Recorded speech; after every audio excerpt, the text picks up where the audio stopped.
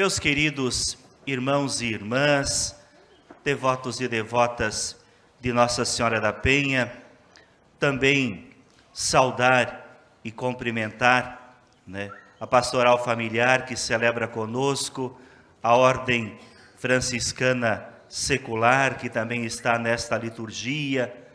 Nós formamos a grande família de Jesus que, reunida nesse domingo, queremos juntos celebrar a Eucaristia.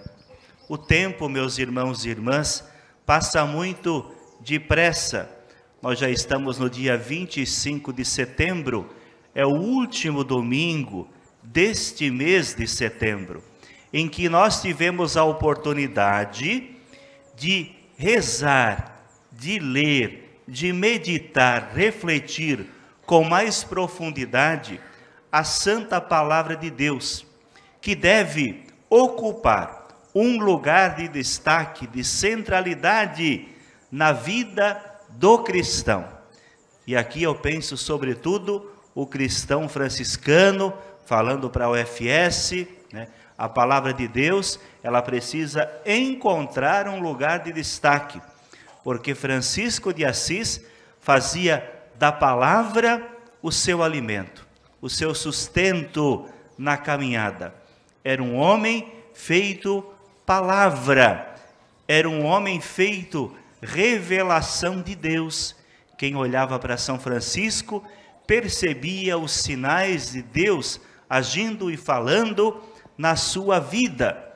Assim também nós, que temos um coração franciscano, precisamos apontar através da nossa vida, dos nossos gestos, das nossas atitudes, que nós somos de Deus, que nós seguimos a Jesus, que temos a palavra como centralidade da nossa vida. E nós hoje chegamos ao 26º domingo do tempo comum e ouvimos a palavra de Deus. E a palavra de Deus tem uma linha de reflexão. A primeira delas, nós ouvimos o profeta Amós, que fala de forma dura e incisiva com os governantes da sua época. Ele dizia: não é possível que vocês vivam de forma despreocupada, como se não houvesse nada de ruim acontecendo em volta de vocês. Enquanto vocês comem, vocês bebem, vocês cantam, vocês fazem festa, se deitam em camas luxuosas e dormem um sono tranquilo, diz o profeta de forma muito dura, há um grupo de pessoas que passa fome, que morre, que vive o desterro, a desesperança, que vive como se não houvesse possibilidade de sonhar no dia seguinte e no dia de amanhã. Então o profeta faz uma crítica à insensibilidade desses que governam o povo, que não percebem o quanto o povo está sofrendo.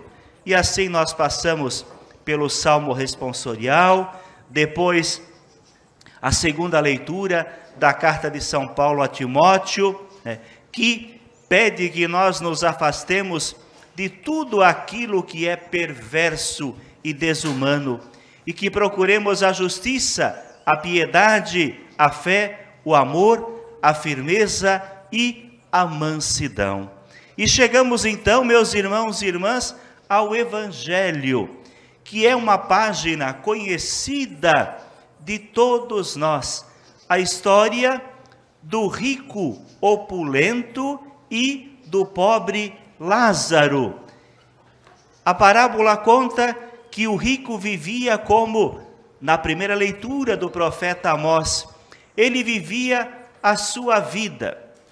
Aqui é importante que a gente diga que não é o fato de ter riquezas que é o mal, Não é o fato de a gente ter os bens que é uma coisa negativa, porque alguém poderia pensar assim: então eu sou um pecador porque eu tenho bens. A crítica de Jesus, nesta parábola que nós ouvimos, diz respeito à insensibilidade, à falta de consideração, de não perceber o outro que está ao meu lado. Então a parábola conta que este homem também fazia esplêndidos banquetes, convidava os seus amigos para festejar. E na porta da casa desse homem, junto à mesa, havia um homem pobre chamado Lázaro, que queria ao menos comer as migalhas que caíam da mesa desse rico. Mas nem isso lhe davam. E diz a parábola, para falar da degradação desta pessoa, e vinham os cachorros lhe lamber as feridas, e possivelmente disputar as migalhas que caíam da mesa do rico. E houve então o momento em que todos nós somos chamados para junto de Deus, né? O rico precisou deixar toda a sua riqueza, né? Ele não levou consigo os seus bens, ele não levou consigo a sua comida, o seu dinheiro. Ele foi, diz o Evangelho, enterrado, né? Enterrado.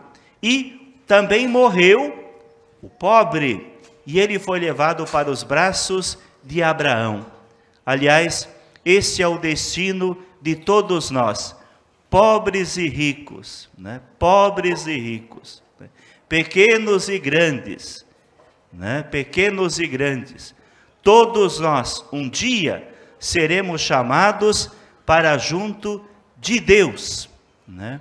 E lá no céu, Deus pedirá conta de como nós vivemos a nossa vida.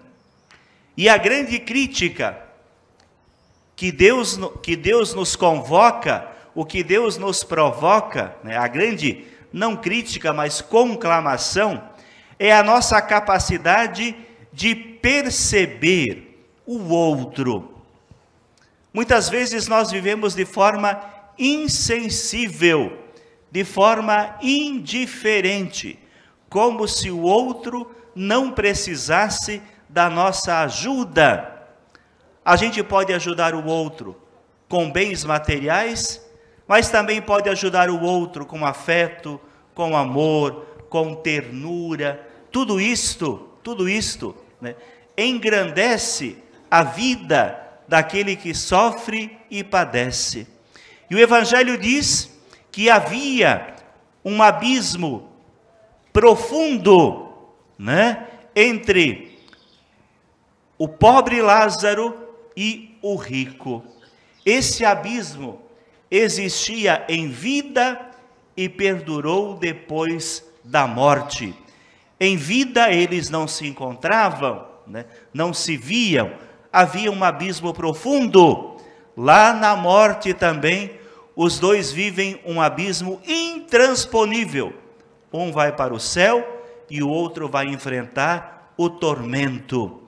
Penso que nós somos convidados, meus irmãos e irmãs, neste Evangelho, primeiro, aquilo que já disse, exercitar a solidariedade, a empatia, né? Vencer a indiferença, mas, sobretudo, o cristão é convidado a construir pontes de fraternidade, pontes de solidariedade, para vencermos esses abismos que existem entre nós. Nós somos filhos e filhas, amados de Deus. Devemos ser felizes. Ninguém ao nosso lado deveria estar triste, padecer.